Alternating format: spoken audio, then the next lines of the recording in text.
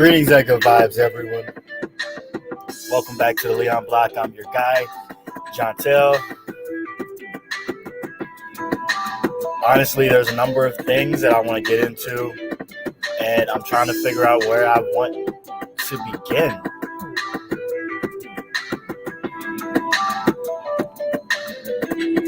So just give me a moment.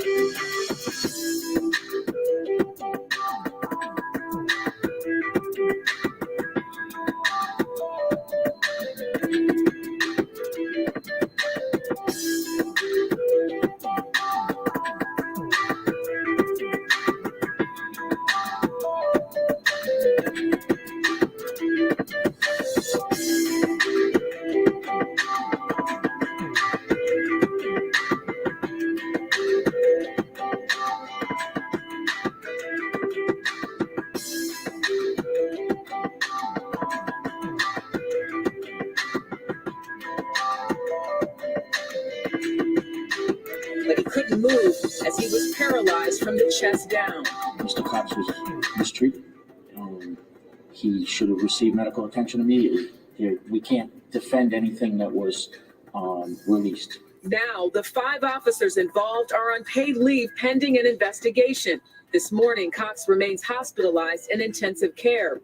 Attorney Ben Crump is representing Cox's family as they pursue damages against the city. We want criminal accountability for those officers, but we also want to see policy changes. Cox's sister, LaToya Boomer, says she just couldn't finish watching the footage of how officers treated her brother. It made me sick to my stomach. To treat somebody like that, at what point in time do you believe someone that's saying, I think my neck is broke? Oh. Well, the mayor's office announced several policy changes following the incident, including installing seatbelts in all police department transport vans and requiring officers to buckle in detainees. Seatbelts were already required in police cruisers. Now, Crump said the family will seek a civil settlement from the city to cover Cox's medical care and lifelong injuries. Obviously. So if y'all didn't hear last night, separate situation, back to Jayland Walker. Jayland Walker's family was apparently arrested the night before last.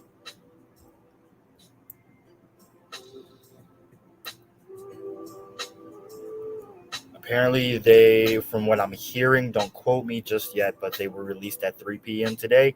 I'm still trying to get information about that. However, you can still donate to Akron Bail Fund here on the screen. You can call these numbers.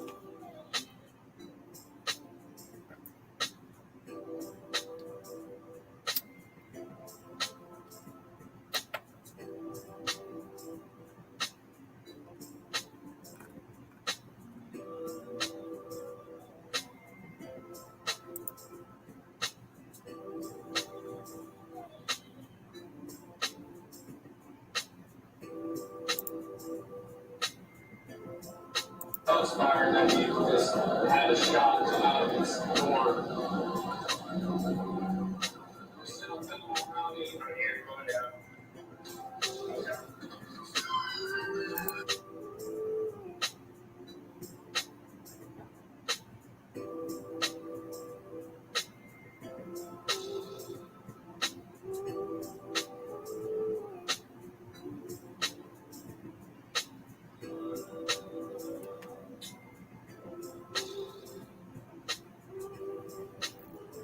I'm going to drop this link in the comments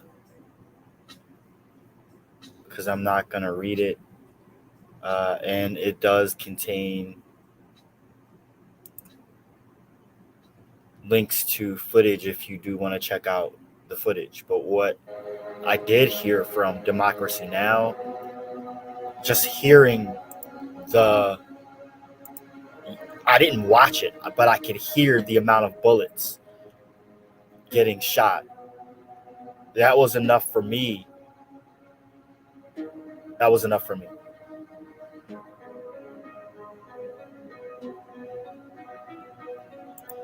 That article's in the comments. I just wanted to this article I'll put in the comments too, but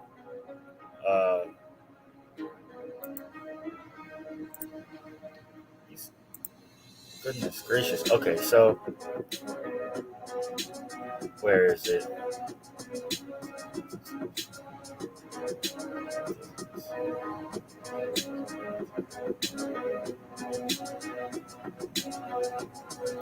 I don't know. I forget what it was I was looking for on this one. But here it is. Okay.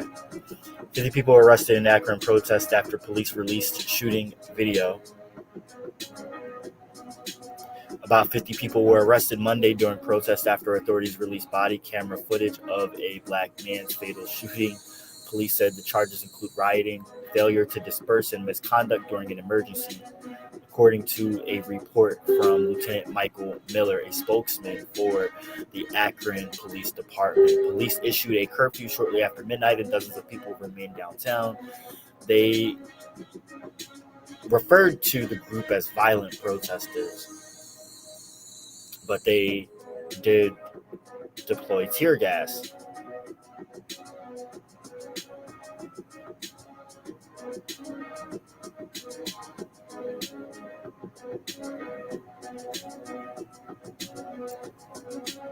I think this was the article from the other day. Where is it?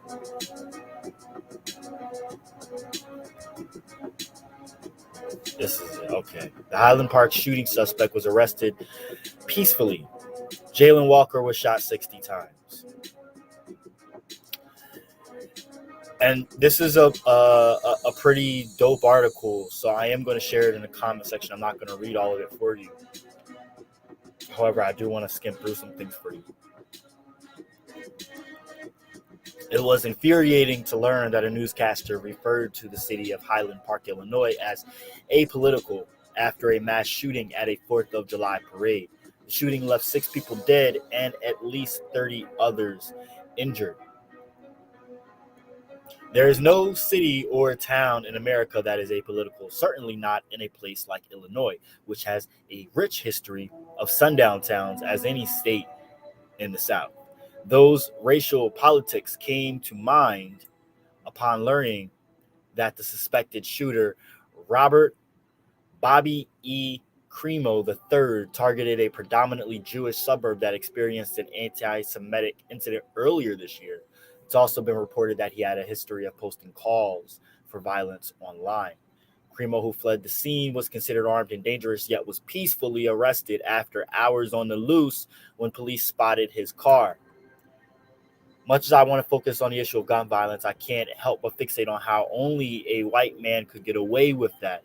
There is nothing apolitical about Crimo's alleged crimes. There is nothing apolitical about the system that allowed him to legally purchase a gun to shoot up a parade. And there is nothing apolitical about the fact that he managed to be arrested on his terms. You don't even have to look far from Highland Park to see a double standard in real time. Compare the treatment of Crimo to Jayland Walker, a 25-year-old black man shot 60 times by police officers in Akron, Ohio last Monday. He was unarmed at the time, and though they say that he was armed, they planted that gun. They planted that gun. You look at the way that it was put, that they planted that gun. While there is an investigation being conducted into the shooting, what we know now tells us a lot. Walker was unarmed at the time of his shooting, and even if he was armed, come on. He had at least 60 separate wounds on his body, suggesting he may have been shot that many times. Why does anyone need to be shot 60 times? It is necessary to repeat that Jayland Walker didn't kill anyone. It was a traffic violation. What was the exact violation? Multiple gunshot wounds to his face, abdomen, and upper legs.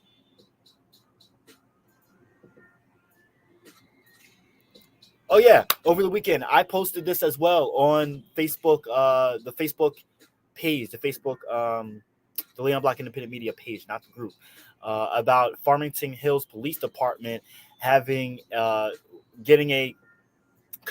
legal review after photographs showed shooting targets with images of black men on them in the practice area, in the target practice area. Do you hear white men's faces being used as target practice by cops, even though statistically they are more likely to engage in mass shootings than men who look like Jayland Walker and myself?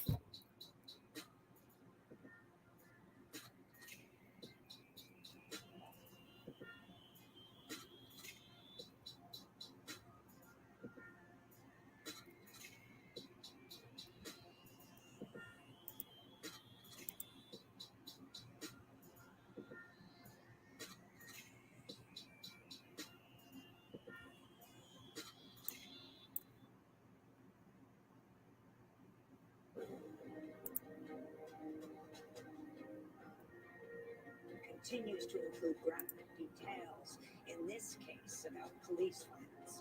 Outrage over police shooting in Akron, Ohio prompted mass protest over the long weekend as people gathered outside the police department's headquarters and marched downtown to demand justice for 25-year-old Jayland Walker, a black man shot dead by police after a traffic stop June 22nd.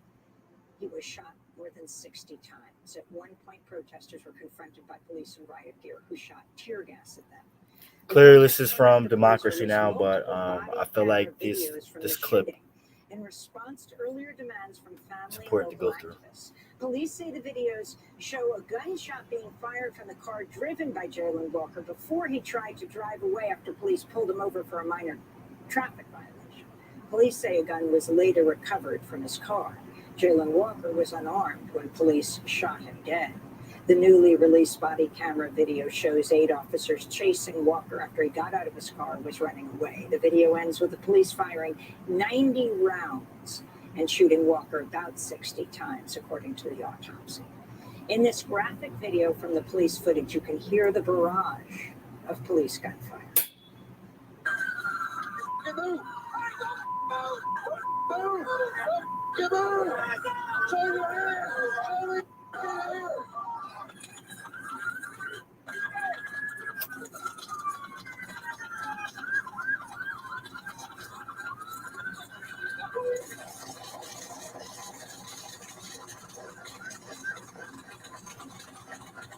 Lawyers for the family of Jayland Walker say after police shot him 60 times, they handcuffed him before trying to provide first aid. These are Walker family attorneys Bobby DeCello and Elizabeth Pitchwhite. Jayland was shot more times than I can count. And that is beyond troubling. We are done dying like this. They want to turn him into a masked monster with a gun, and we knew that. But I want to thank the chief for one thing he said. At at the time he was shot, more than 90 or 60 or whatever the unbelievable number will be, he was unarmed. The city of Akron canceled its 4th of July fireworks show Monday, has issued a downtown curfew ahead of the results of a state probe into the police killing of Jayland Walker. At a protest Sunday, demonstrators put their fists in the air to remember him with a moment of silence.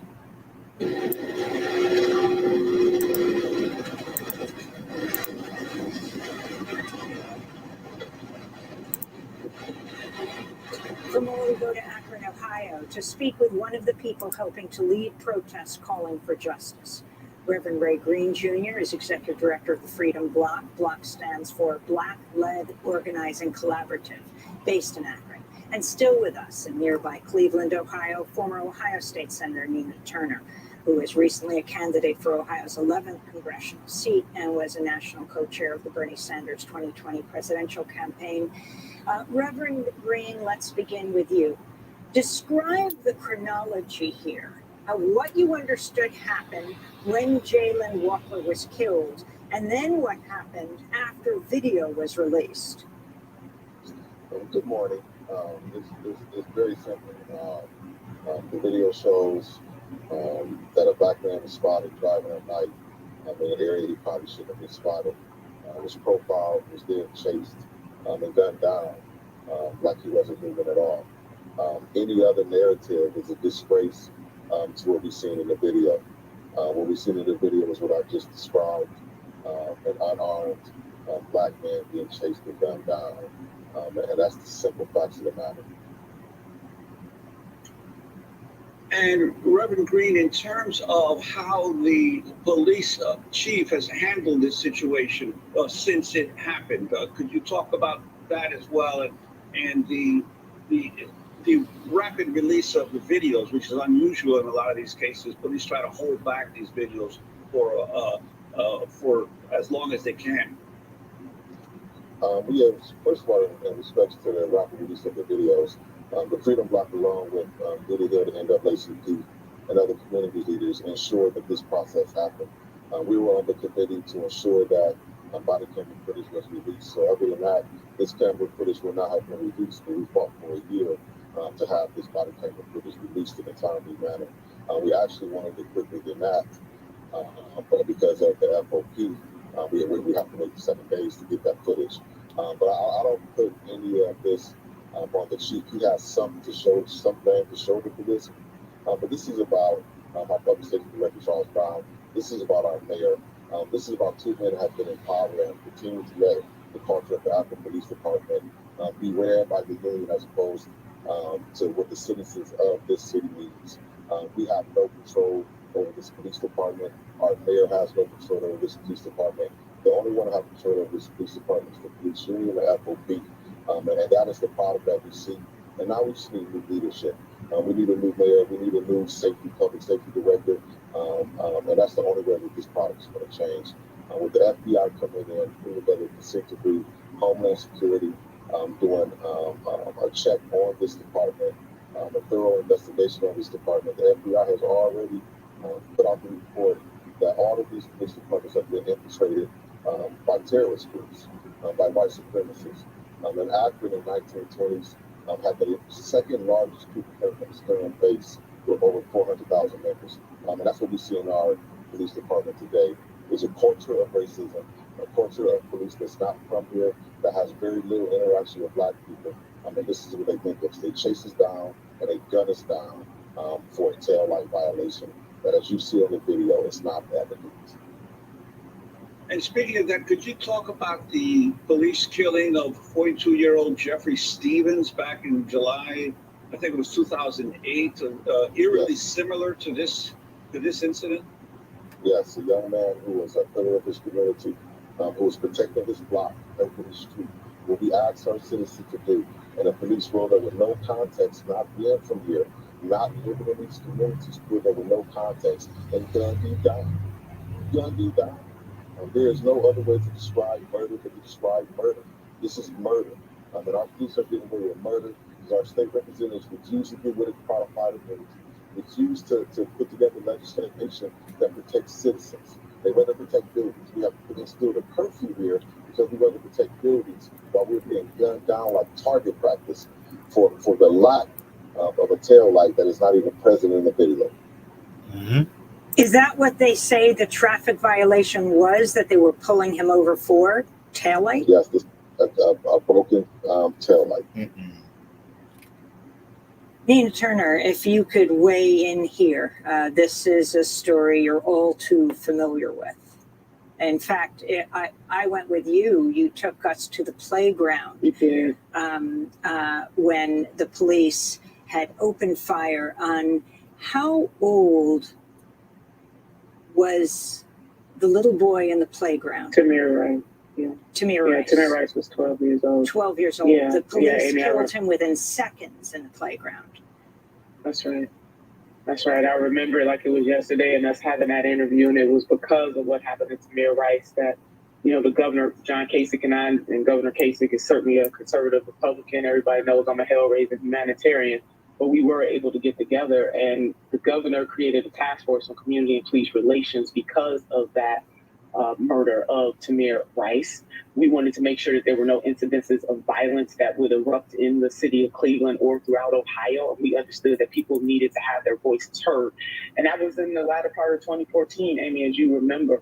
And we traveled the entire state in 2015 and collected information from citizens all across this state about how they felt about relationship or lack thereof with law enforcement agencies in the state of Ohio.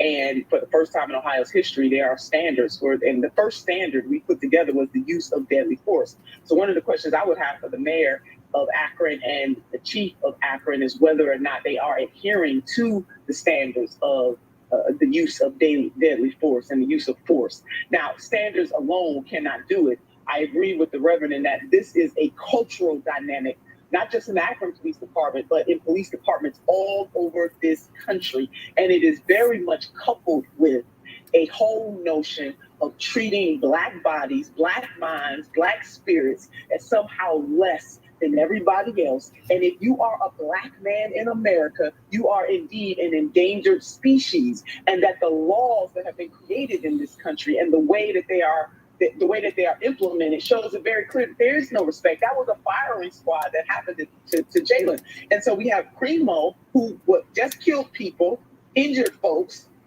armed. He was taken unharmed. You know what? He's going to have his day in court.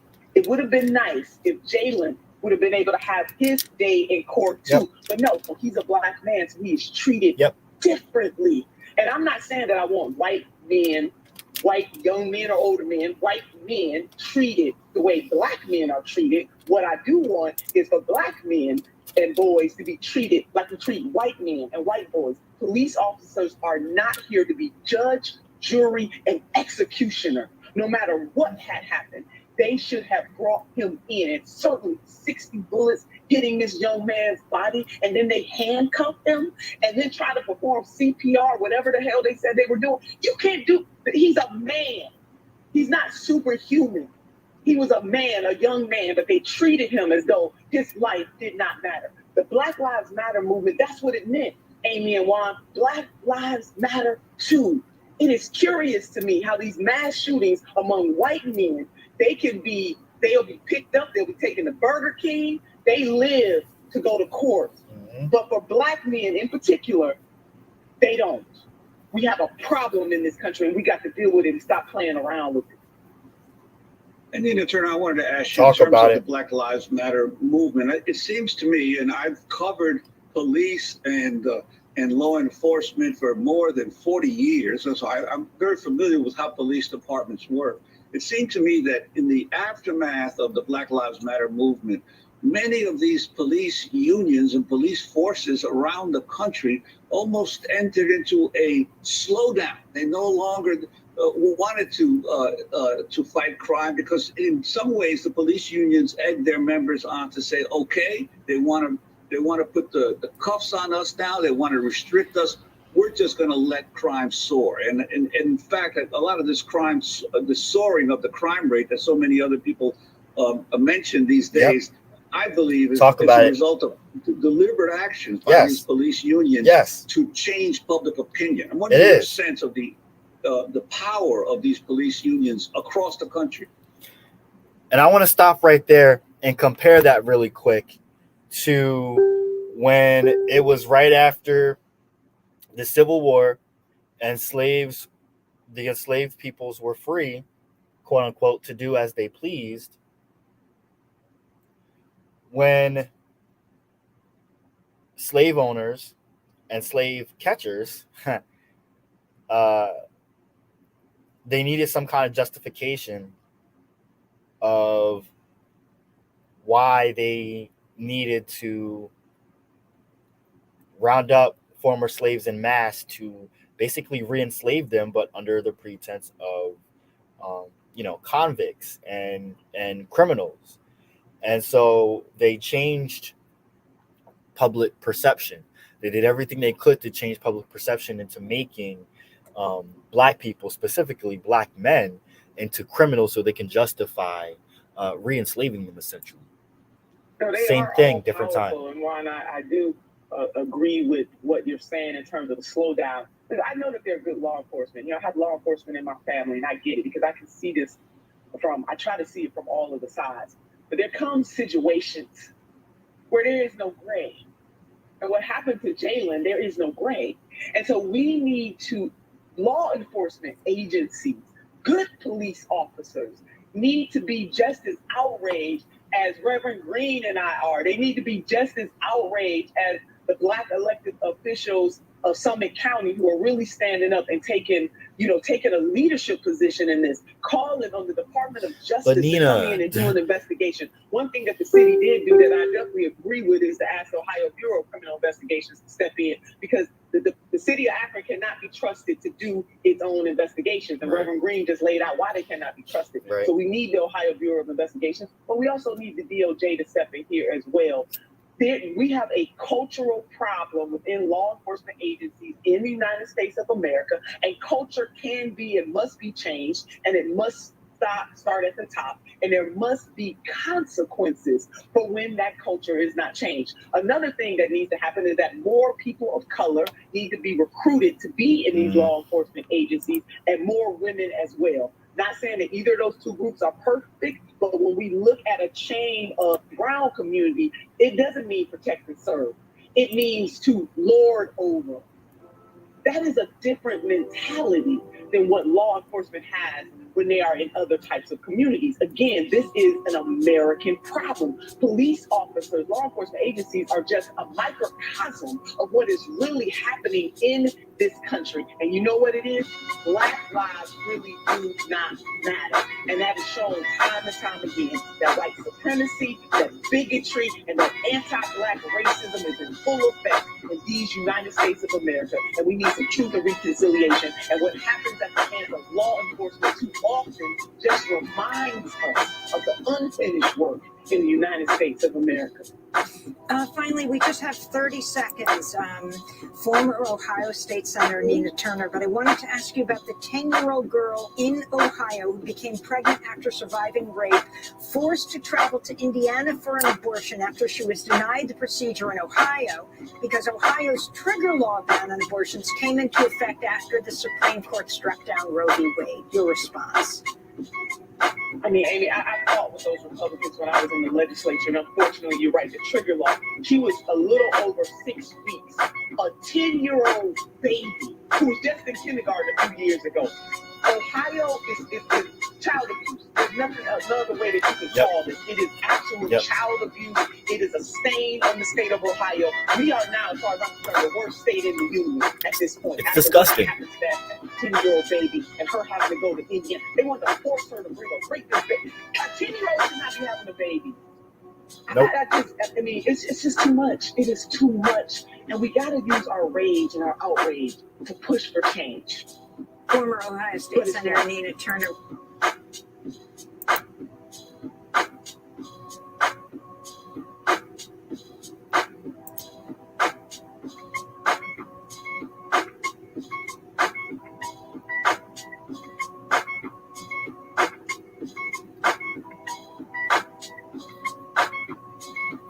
So on a bit of some other news, 4th of July crowds in 5 different cities flee mass shootings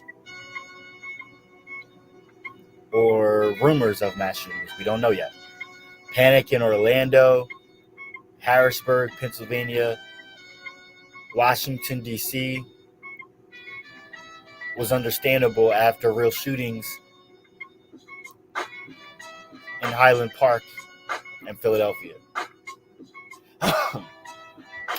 4th of July parades and fireworks were interrupted in at least 5 U.S. cities by crowds fleeing what they thought were mass shooters on Monday, but only 2 of the incidents involved firearms, while the other 3 were misunderstandings that sent people running for their lives in a country overflowing with anxiety and drowning in guns. The danger was very real in some of those cities, like Highland Park, Illinois, where 7 people were killed and at least 36 were injured in a mass shooting, despite the area being surrounded by police officers.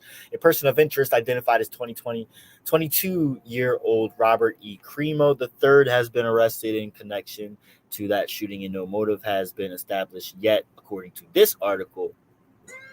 But one can assume what the motives are, and of course we will get into a further discussion about that. However, if you want some more insight into what you think, and we can throw out theories or whatnot based off of the previous video that we put out, you check it out on YouTube or Facebook. And the panic was also well warranted in Philly, where 2 police officers were reportedly injured by gunfire during a concert and fireworks display. The news of the shooting sent the crowd into a frenzy trying to get out of the area, and no suspects have been arrested yet. In that case, and it's not clear yet the gunfire was even intentional, according to CNN. But firing guns into the air is a 4th of July tradition for some people, and there's speculation the cops were injured by ricochet from celebratory gunfire. Speaking of cops getting in Minneapolis, there was a shooting that took place that article that I was just talking about this article does not mention. And I can't find it now, but crap.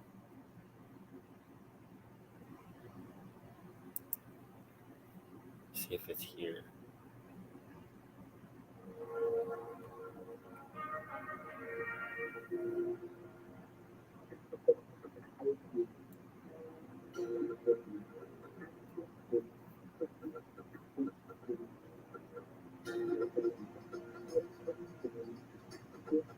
There was an article I had about a man who shot and killed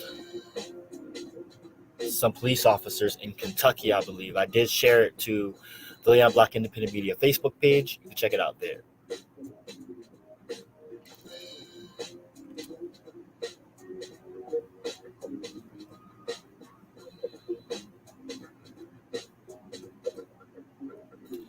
And so as we've been talking about in Illinois, Highland Park, Illinois, at the moment, 6 people have been killed and at least 24 injured when Robert E. Crimo III, known as Bobby, a 21-year-old aspiring musician from the wealthy northern suburbs. He goes by the name Awake the Rapper. Some of his videos depict mass murder and school shootings. Crimo's father runs Bob's Pantry and Deli in Highland Park and ran an unsuccessful mayoral campaign against the city's current mayor.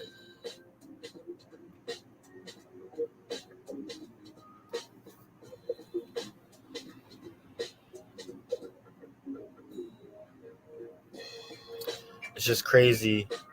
I just feel like this is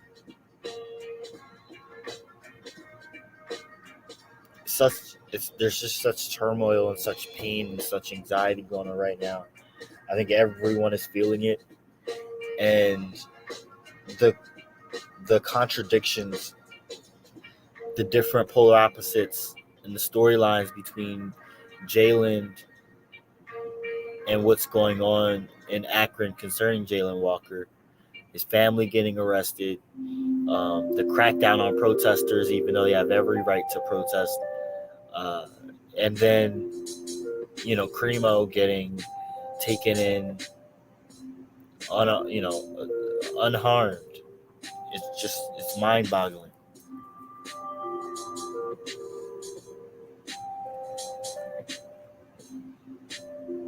Texas Supreme Court allows century-old abortion law to take effect.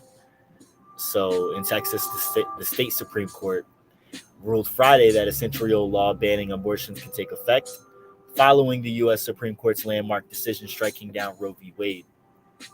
Texas ruling means anyone providing an abortion could face lawsuits and financial penalties. Whole Women's Health has since suspended abortion care at its clinics across Texas.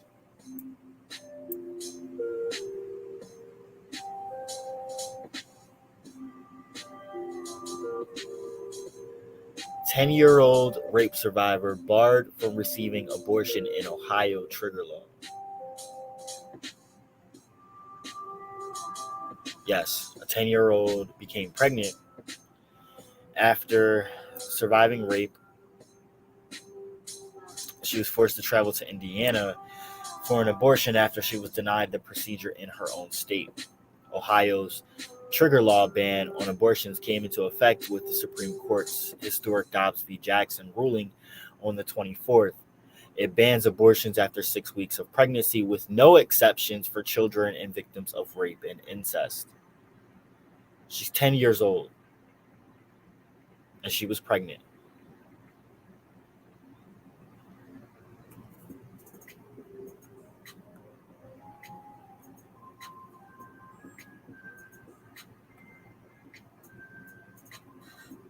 Brittany Griner writes Biden. She's appealed to President Biden for his help securing her release from a Russian jail after she appeared in a Moscow area court Friday for the first time since her arrest. Griner was detained by Russian authorities on February 17th after customs officials allegedly found cannabis oil in her luggage. Remember, in a handwritten letter delivered to the White House Monday, Griner wrote, quote, "As I sit here in a Russian prison alone with my thoughts and without the protection of my wife, family, friends, Olympic jersey, or any accomplishments, I'm terrified I might be here forever." Biden proposes new offshore oil and gas drilling, betraying campaign pledge.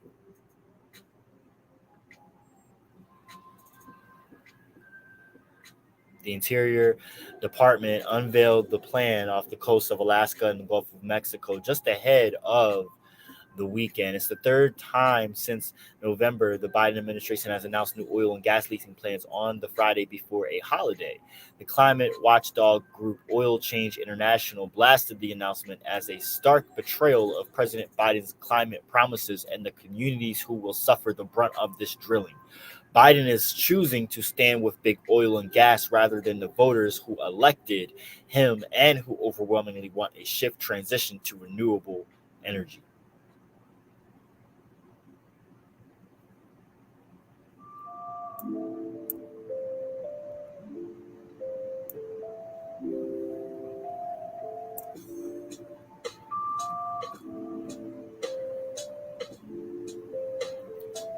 The Biden administration said Monday that the bullet that killed Palestinian-American journalist Shireen Abu Akleh likely came from Israeli military gunfire, but stopped short of saying investigators had reached a definitive conclusion in her killing.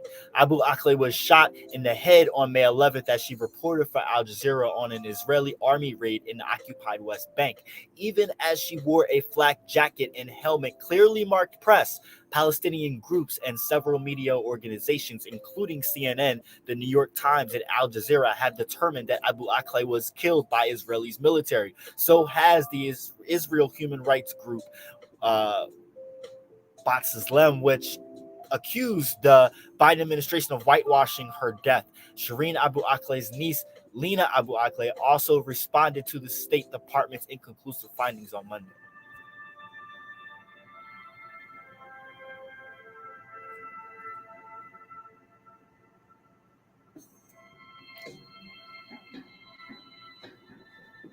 These stories I have more information on. You can go to the link that I posted in the comment section.